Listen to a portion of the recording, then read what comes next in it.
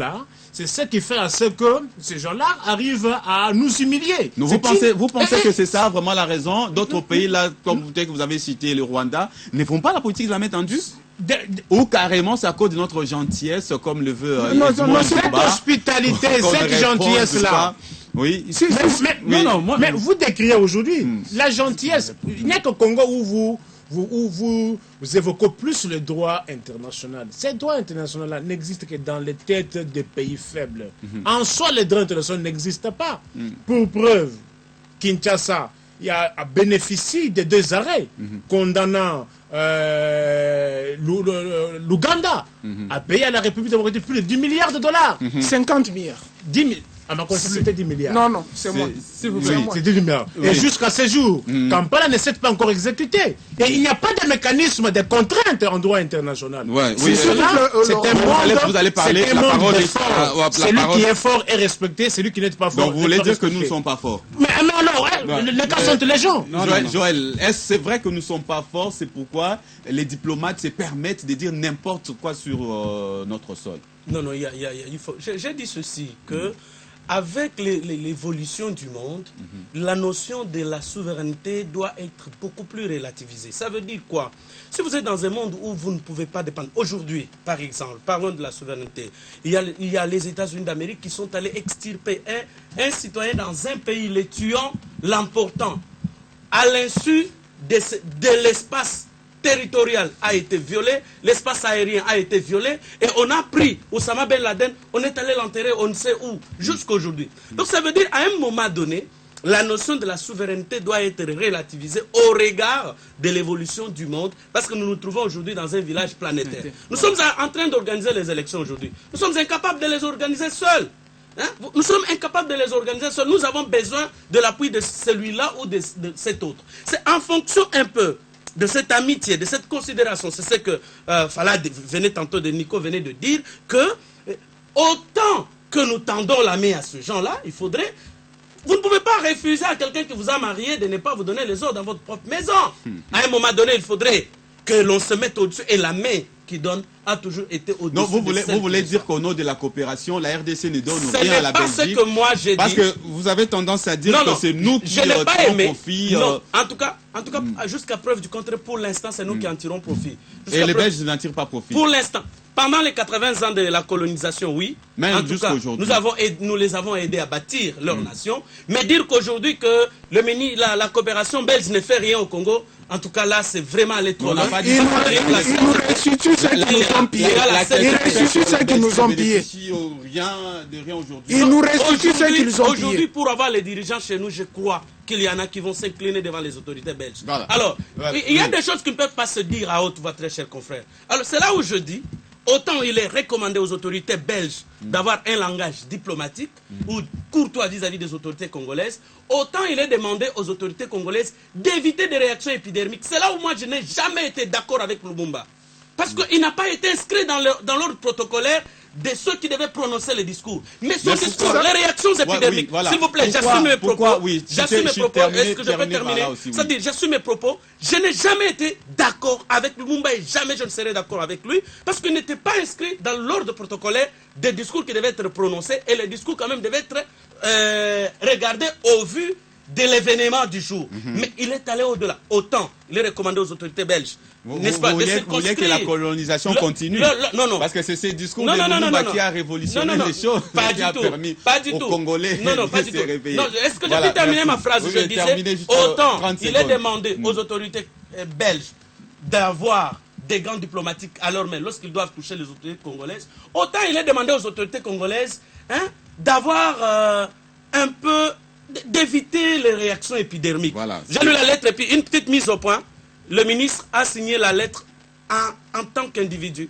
Pas en tant que membre. Ministre de médias. Voyons la correspondance. Référons-nous à la correspondance. Ça, c'est sa fonction qui vient avant. S'il a engagé le gouvernement, c'est le ministre des Communications et Médias Lambert Mende en bas. Là, c'est Mende qui écrit individuellement, mais sa fonction le suit. C'est une précision. Oui, ça c'est vous qui le dites. Non, c'est la correspondance administrative. Mais ce n'est pas précisé dans la lettre, malheureusement. Non, ce sont les petites notions de français. Alors, vous pouvez maîtriser à cet instant. Juste un petit mot, on passe au deuxième sujet rapidement. Juste un petit mot. Oui. Bien qu'il y a le respect, ou soit qu'on dit, le respect doit être réciproque entre pays et pays, parce que dans toutes les façons, la Belgique reste un pays, la République démocratique du Congo reste un pays. N'en déplaise à leurs immeubles qu'ils inaugurent chaque jour ici en République démocratique du Congo, nous sommes pays comme la Belgique. Mais il doit aussi, au-delà du respect, avoir ce que Joël Cadet appelait la courtoisie. J'ai l'impression que tu chantes des discours. Non, je ne change pas. Au contraire, tu chantes. Au contraire. Mais moi, s'il vous plaît, la courtoisie. Non, s'il vous plaît, Non, vous dites la même chose. Non, je ne dis pas la même chose. Je ne dis pas la même chose. Je vais préciser. Pius, je suis clair dans mes propos. Je ne change pas mes propos. J'ai toujours soutenu que Lambert Mende, dans ses histoires, dans cette lettre, il a fait montre une image de la RDC encore plus basse. Alors, il n'est pas resté courtois dans son langage utilisé dans cette correspondance. On comprend. Alors, un mot rapidement. Camacho, oui. Je suis vraiment offusqué d'entendre ces propos. J'ai entendu Nico dire la Belgique donne combien 200 millions d'euros l'an. 200 millions d'euros l'an. Est-ce que c'est pour autant qu'il faut venir nous piétiner sur la tête? La RDC n'est jamais venue en aide à un pays. Vous vous souvenez? Lors de quoi? Séisme en Haïti. Oui. La RDC est venue en aide à Haïti. Oui. Je ne sais pas s'il y a un diplomate congolais qui est allé donner des ordres en Haïti pour dire que autant vous faites ceci parce que nous vous avons donné l'argent, il faut faire ceci. Non. C'est au nom de la coopération. C'est au nom de la coopération. La coopération, c'était ponctuel. En un mot. La Belgique restitue à la RDC ce qu'ils ont pillé pendant 90 ans. Voilà. Non, il ne faut pas quitter, regardez, s'il vous plaît. On a tué deux policiers. S'il vous plaît, vous avez toutes les richesses. S'il vous plaît, on a tué deux policiers. Est-ce que Decro a fait allusion à ces deux policiers qui ont été tués par les pierres? Voilà encore le manque de courtoisie de ces diplomates belges. Messieurs, on doit respecter la République. Et nous sommes là pour défendre notre République. Soyez aussi courtois, vous aussi. Non, dans ces cas-là, on ne peut pas être courtois. Nico a dit, à une lettre barbare, il faut une réponse barbare. S'il vous plaît. À un langage barbare, il faut un langage plus normal. Non, mais la jeune, tu peux pas tuer. Quelle jeune? C'est la jeune, s'il vous plaît. La Belgique a commencé par la jeune, mais elle n'a pas respecté la République démocratique. Soyez tolérant, Pius Ngoyi. Voilà, toutes les excuses, les noms de mon patron, les noms du PDG. Ça demande que vous l'avez beaucoup. Parce qu'il se prénomme Pius. Non, c'est jour de la République. Un instant. Non, les confrères se prénomment Pius, voilà, les noms de mon PDG, mais pas toujours à la tête. Alors, on passe au deuxième sujet. Je ne suis pas intervenu. Vous avez fait le tour deux fois. Oui, allez-y. Alors, vous êtes d'avis que, comme la Belgique assiste la République démocratique du Congo, la Belgique a intérêt à pouvoir nous dicter comme elle veut. Je ne sais pas si vous m'avez bien compris. Je dis que je n'appuie pas ce que Bruxelles fait. Mais quelque part, c'est la résultante de notre comportement. C'est la résultante de notre comportement. Pourquoi l'homme a l'autorité sur la femme? Et voyez dans des ménages où l'homme n'a pas de possibilité, qu'il n'arrive pas à supporter totalement la femme, voyez les réactions de la femme. L'homme subit. C'est l'homme qui subit. Il n'y a plus d'autorité. Il faut se poser la question, sur quoi ces gens-là basent-ils leur autorité sur Kinshasa? Si nous voulons être indépendants et nous ne voulons pas subir ce genre de dictat, assumons-nous, qu'on n'ait pas commandé comme nous le voyons. Nous avons vu même certains livres au niveau des écoles primaires qui sont distribués par certaines autorités. Ce sont des histoires données par la même Belgique. Mais c'est eux qui voient. Quand je dis cela, je ne l'appuie pas. Parce que si c'était le cas, j'aurais aimé voir les mêmes réactions. Parce que vous savez ce qui se passe aujourd'hui en Égypte. Morsi, un président élu, sans contestation, il a été chassé. Et c'est tous les membres des frères musulmans aujourd'hui sont pourchassés. Merci les amis. Merci tous. On prend le deuxième sujet rapidement. Nous parlons. Je suis le seul et l'unique tribun congolais. Merci. Nous parlons de la conférence de presse de l'Union pour la démocratie et le progrès social d'EPS qui exige la tenue d'un dialogue politique pour sortir le pays de la crise. Question, est-ce qu'il y a aujourd'hui crise en République démocratique du Congo, crise politique pour qu'on puisse tenir un dialogue? Alors, Pius Romain Roland, cette fois-ci, je crois que... Oui, je ne sais pas si... je ne sais pas s'il n'y a que des aveugles qui ne peuvent pas voir. Est-ce qu'au Congo, il y a une crise? Il n'y a pas une crise. Est-ce qu'il y a crise institutionnelle? Est-ce que vous avez entendu que le gouvernement est en crise avec la présidence, avec le Parlement, avec les cours et tribunaux? Il n'y a pas de crise. Il n'y a que les troubadours qui cherchent à entrer dans la marmite de partage du pouvoir. Ils demandent le dialogue. Mais il n'y a pas longtemps, une année je pense, les concertations nationales venaient d'être tenues. Ils ont saboté les concertations. Puisque tel parti politique n'est pas dans le dialogue, non, il n'y a pas de dialogue, il y a crise. Qu'on nous définisse quelle est la crise qu'il y a au Congo. Non, qu'on nous dise, soyons sérieux. Et l'UDPS demande le dialogue. Depuis quand l'UDPS est pour le dialogue? Depuis 60. Jusqu'à aujourd'hui, en 2015, presque 55 ans, il y a eu combien de dialogues qui sont tenus où l'UDPS a pris part? Le pays n'a jamais marché. Et c'est à la veille des élections présidentielles qu'on cherche. Je vous ai dit ici, le vendredi passé, il n'y a qu'une seule personne qui veut les élections en RDC. C'est le président de la République. Je n'ai pas du pétrole dans ma bouche. Je le dis à haute voix. Tous les partis politiques que vous voyez, que ce soit de la majorité, que ce soit de l'opposition, personne ne veut aller aux élections. Je vous donne un cas illustratif. La CENI va implanter 77 000 bureaux de vote. Dis-moi quel est ce parti politique qui a 77 000 témoins? Dis-moi quel est ce parti politique. Dis-moi, s'il vous plaît, Laurent, quel est ce parti politique? Je chute. Quel est ce parti politique en termes budgétaires peut couvrir l'ensemble de la République démocratique du Congo? Voilà pourquoi ils font appel toujours dans des ambassades. Pour qu'il y ait dialogue. Et la finalité des dialogues, c'est quoi? Autre toi que je m'y mette. Oui. Voilà.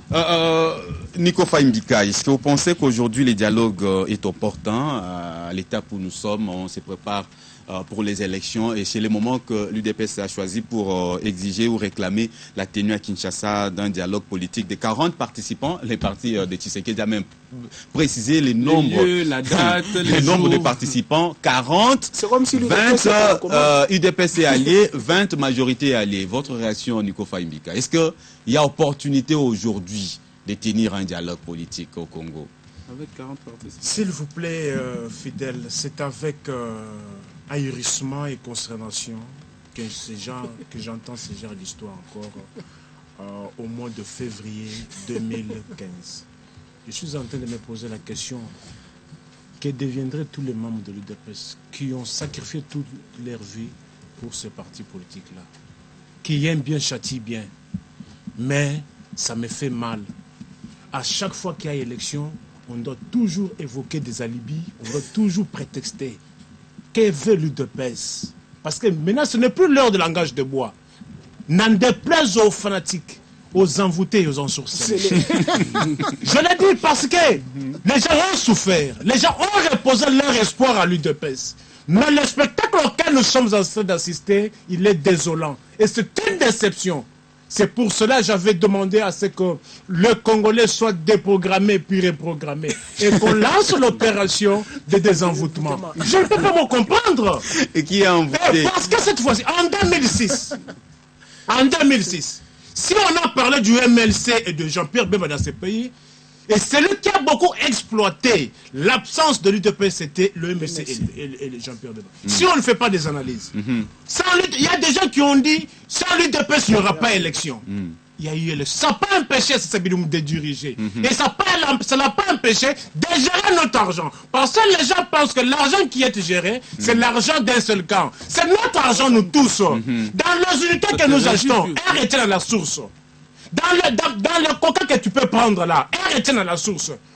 En 2011, on a dit, on va jusqu'au bout. On n'a pas vu l'UDPS aller jusqu'au bout. Aller jusqu'au bout, qu'est-ce que moi j'entends le jour dans une procédure électorale? C'est une fois que la CENI ne publie pas les raisons qui ne vous a pas satisfait, vous saisissez la Cour suprême. L'UDPS ne sont pas allés à la Cour suprême. Tshisekedi a dit qu'on reste calme, qu'on attend l'impérium. Est-ce que peut-on aujourd'hui nous faire le bilan de l'impérium? À quel niveau, à quelle étape nous en sommes? Et aujourd'hui, c'est encore obscur. Au lieu qu'on prépare les élections, maintenant c'est la guerre entre Mavungu, Meo, c'est Moubake, et ça va continuer jusqu'aux élections. Oui. Non, il faut dire qu'on fasse quand même la pédagogie. Oui, ça fait mal au cœur. Ça fait mal. Joël Cadet, vous pensez non, là, pas il m'a rejoint. Non, je ne vous ai pas rejoint, je suis scandalisé par l'objet. Joël Cadet, vous ne pensez pas que cette prise de position de l'UDPS risque de perturber les déroulements des élections? Bon, très cher fidèle, je suis un peu perturbé. Perturbé parce que nous avons donné des leçons ici aux autorités belges d'avoir un langage courtois. Nous avons demandé à Mendy d'avoir un langage courtois, mais je constate sur ce plateau que les mots utilisés tels que troubadour, envoûté, consort, alors je ne vois pas en quoi vraiment il y a des courtoisies dans ces propos-là. Si nous devrions nous appeler des donneurs de leçons, je crois qu'il y a lieu aussi que nous puissions dans notre langage y mettre un peu de l'eau, quelles que soient vos tendances politiques. Je crois qu'ils ont Cela étant, je reviens à votre question pour dire, moi, je ne comprends pas comment est-ce qu'on est en train de faire la lecture des événements. L'accord cadre d'Addis Abeba, tenu en février 2012, a spécifié qu'il y a lieu de tenir un dialogue un dialogue qui devrait être organisé sous la supervision des Nations Unies, de manière à résoudre la crise tant à l'interne et à l'externe. Il y a eu ce que nous avons appelé la conférence internationale, la CIRG. Donc, cela étant fait sous ces formats, pendant qu'on attendait qu'il y ait ce dialogue-là, le gouvernement se précipite en corrompant certains députés, certains présidents de la majorité. J'assume mes propos. Allez-y. Députés de l'opposition. Répondez à la question. Non, j'ai reconstruit le cadre pour répondre à votre question. Nous courons de rien. Pour aller à Kampala, tenir le dialogue entre le gouvernement et le M23. Le dialogue qui va aboutir par la déclaration de Nairobi. Et à l'interne ici, on convoque dans les circonstances que l'on connaît, les concertations nationales. Ce dialogue, dans les formats de l'accord cadre d'Addis Abeba, n'a jamais eu lieu. Et si l'UDPS le demande aujourd'hui, quelques cadres de la majorité le demandent, c'est pour qu'on puisse planter un décor qui nous permette d'aller aux élections dans un climat de convivialité. Donc vous soutenez cette position de l'UDPS? Je soutiens cette position au regard de texte et au regard du décor tel que planté. Les décors tels que plantés avec le calendrier électoral assorti de beaucoup de contraintes nous conduit tout droit dans un cul-de-sac. Le calendrier tel qu'élaboré nous conduit tout droit dans les conflits parce que avant qu'on en arrive aux élections présidentielles et législatives nationales, il y a une marmaille d'élections qui vont demander que ceux qui seront élus soient installés, il faudrait leur payer le budget de l'État, déjà décrié en majorité au service du politique, va davantage encore partir chez les politiciens. Je ne sais pas qu'est-ce que la population va rester avec. Et c'est décor ici, vous voulez que nous puissions aller aux élections dans un climat vraiment qui donne lieu à aller dans un cul-de-sac. Voilà, c'est bien compris. Très bien, Joël Cadet. Edmond Izouba, est-ce que vous êtes d'avis que seul le dialogue peut permettre à ce qu'on puisse avoir des élections apaisées dans notre pays? Oui, seul le dialogue peut nous permettre d'avoir des élections dans notre pays. Mais il faut distinguer dialogue et dialogue. Parce que moi, j'étais en reportage hier, j'étais à l'UDPS. Quand on lisait, on était en train de lire, le secrétaire général de l'UDPS était en train de lire cette déclaration d'Etienne Tshisekedi signée des prix Bruxelles. J'étais d'accord avec l'introduction quand on dit que après Sun City, c'était prévu une rencontre pour la réconciliation nationale, le recensement général de la population. Oui, d'accord avec l'introduction. Mais quand on parle du dialogue, c'est vraiment un autre dialogue que Tshisekedi veut nous présenter. À lequel? Il veut un dialogue où il y aura 40 participants. Là, c'est Tshisekedi, je ne sais pas, il fixe toutes les modalités en fonction de quoi et en fonction de qui. Et puis, c'est lui qui se considère maintenant le chef de file de l'opposition, pendant qu'il y a des gens ici qui se battent nuit et jour pour l'opposition. Alors, s'il vous plaît, lui, c'est le président. Comprenez, s'il vous plaît. Il dit dans ce dialogue-là, on va arrêter le semeur de troubles. Et puis, quand vous lisez l'esprit et la lettre de ses écrits, vous vous rendez compte qu'il demande justement qu'on arrête le président de la République. Ce qui est faux et archi faux. Et puis des deux, il continue à tenir sur l'impérium. L'impérium qu'il a tant recherché et qu'il n'a jamais eu et qu'il n'aura jamais. Je crois que Etienne Tshisekedi, pour l'instant, est en train de justifier sa fuite en avant aux élections de 2016, aux élections de 2015, dans lesquelles il ne pourra pas aussi prendre part, je vous dis. Il est en train de distraire la classe politique. Les politiciens congolais doivent faire la réalisation très me fait signe que je nous veux passer sommes... un mot. Oui, Je veux passer un mot. rapidement, parce que la réalisation me fait signe que nous Je sommes pense vers que la Nico fin. a posé la question de savoir les contenus du dialogue. Et Edmond vient nous dévoiler les contenus du dialogue. Et je veux condamner mon confrère qui est à ma gauche, qui nous a dit on doit avoir un langage. Vous les condamnez? Je veux le condamner. Il a dit qu'on doit avoir... magistrat, monsieur. Mais non, En tant que formateur d'éthique de la déontologie, là, je suis surpris. Vous n'êtes pas la Façon de justice, hein. prononcer. C'est pour les Non, il a retiré ses propos. je suis en contradiction avec lui. Critiquer ce qu'il a Je suis en dit. Je ne contradiction suis avec pas d'accord. Il y a les mots utilisés. Le français est riche en vocabulaire. Voilà, il a retiré. Tolérance, Je pense Edmond vient de nous édifier. rapidement, hein, Pius. Tshisekedi se considère comme le chef de file de l'opposition, entre-temps président élu. Voyez un peu cette contradiction-là. Voyez ces gens-là à qui vous voulez remettre le pays pour diriger ce peuple. Dans sa tête, il y a la confusion. Et lorsqu'il sera là, Voilà. il sera président de la République. Ce sera le chaos. J'ai placé. Non, soyez. Pius, merci. Je retire la parole. Merci. On dit c'est une tribune d'expression libre des Ah oui, c'est une tribune. Nous devons contrôler les propos que nous tenons. S'il vous plaît, j'aimerais un peu prescrire. 10 secondes, pardon. Tout simplement pour dire ceci. Oui. Les Congolais, nous devions entretenir le climat du dialogue permanent. Non, Pour nous, entre nous. Mais pas le dialogue que demande Tshisekedi. Non, écoutez, le dialogue